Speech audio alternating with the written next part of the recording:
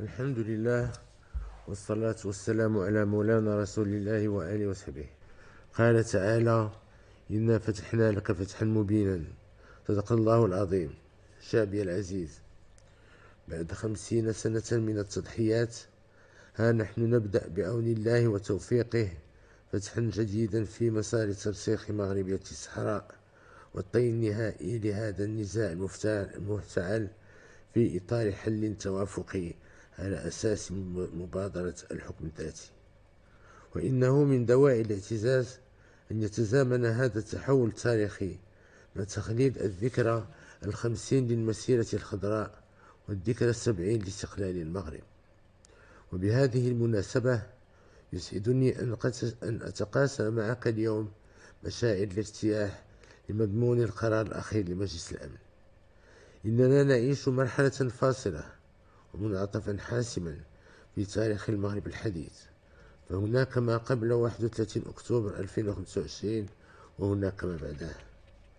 لقد حان وقت المغرب الموحد من طنجة إلى القويرة الذي لن يتطاول أحد على حقوقه وعلى حدوده التاريخية.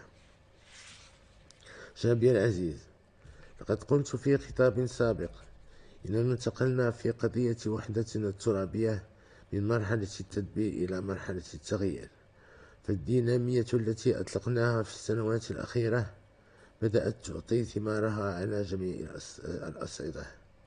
ذلك أن ثلثي الدول بالأمم المتحدة أصبحت تعتبر مبادرة الحكم الذاتي هي الإطار الوحيد لحل هذا النزاع، كما أن الاعتراف بالسيادة الاقتصادية للمملكة على الأقاليم الجنوبية عرف تزايدا كبيرا بعد قرارات القوى الاقتصادية الكبرى كالولايات المتحدة الأمريكية وفرنسا وبريطانيا وروسيا وإسبانيا والاتحاد الأوروبي بتشجيع الاستثمارات والمبادلات التجارية مع هذه الأقاليم، وهو ما يؤهلها لتصبح قطبا للتنمية والاستقرار ومحورا اقتصاديا في محيطها الجوي بما في ذلك منطقة الساحل والصحراء.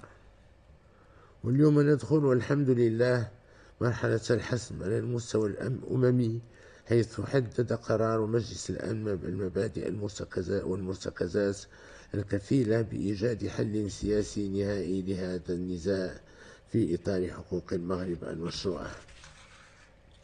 وفي سياق هذا القرار الأممي سيقوم المغرب بتحيين وتفصيل مبادرة الحكم الذاتي، وسيقدمها للأمم المتحدة لتشكل الأساس الوحيد للتفاوض باعتبارها الحل الواقعي والقابل للتطبيق. ولا يفوتنا هنا أن نتقدم بعبارة الشكر والتقدير لجميع الدول التي ساهمت في هذا التغيير بمواقفها البناءة ومساعيها الدؤوبة في سبيل نصرة الحق والشرعية. وأخص بالذكر الولايات المتحدة الأمريكية بقيادة صديقنا فخامة الرئيس دونالد ترامب، الذي مكنت جهوده من فتح الطريق للوصول إلى حل نهائي لهذا النزاع. كما نشكر أصدقائنا في بريطانيا وإسبانيا وخاصة في فرنسا على جهودهم من أجل نجاح هذا المسار السلمي. ونتوجه أيضا بجزيل الشكر لكل الدول العربية والإفريقية الشقيقة التي ما فتأت تعبر عن دعمها الدائم ولا مشروط لمغربية الصحراء وقدم مختلف الدول عبر العالم التي تدعم مبادرة الحكم الذاتي. ورغم التطورات الإيجابية التي تعرفها قضية وحدتنا الترابية، يبقى المغرب حريصا على إيجاد لا غالب فيه ولا مغلوب إيجاد حل لا غالب فيه ولا مغلوب يحفظ ماء وجه جميع الأطراف. فالمغرب لا يعتبر هذه التحولات انتصارا ولا يستغلها لتأجيج الصراع والخلافات.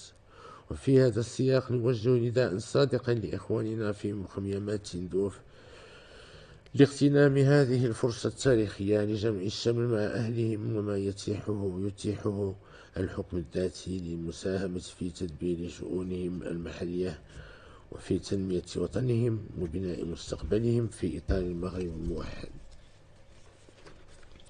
وبصفتي ملك البلاد الضامن لحقوق وحريات المواطنين، وأكد أن جميع المغاربة سواسية، لا فرق بين العائدين من مخيمات تندوف وبين إخوانهم داخل أرض الوطن. ومن جهة أخرى أدعو أخي فخامة الرئيس عبد المجيد تبون لحوار أخوي صادق بين المغرب والجزائر من أجل تجاوز الخلافات وبناء علاقات جديدة تقوم على الثقة وروابط الأخوة وحسن الجوار. كما نجدد التزامنا بمواصلة العمل من أجل إحياء الاتحاد المغاربي على أساس الاحترام المتبادل والتعاون والتكامل بين الدول الخمس.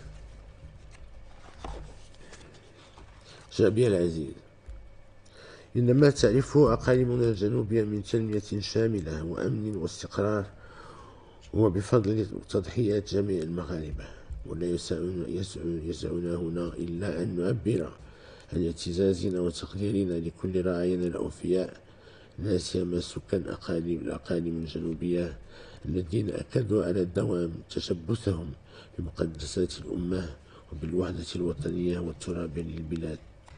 كما نشيد بالجهود الدؤوبة التي تبذلها الدبلوماسية الرسمية والحزبية والبرلمانية ومختلف المؤسسات الوطنية من أجل الطي النهائي لملف وحدتنا الترابية. ونغتنم ذكرى المسيرة الخضراء الخالدة لنستحضر بكل إجلال وتقدير التضحيات الجسيمة التي قدمتها القوات المسلحة الملكية والقوات الأمنية بكل مكوناتها وعائلاتهم بمختلف مناطق البلاد طيلة 50 سنة الماضية في سبيل الدفاع عن وحدة الوطن والحفاظ عن أمنه واستقراره. كما نترحم الأرواح الطاهرة لمبدئها والدينا المنعم جلالة الملك الحسن الثاني أكرم الله مثواه وكل شهداء الوطن الأبرار. والسلام عليكم ورحمة الله تعالى وبركاته.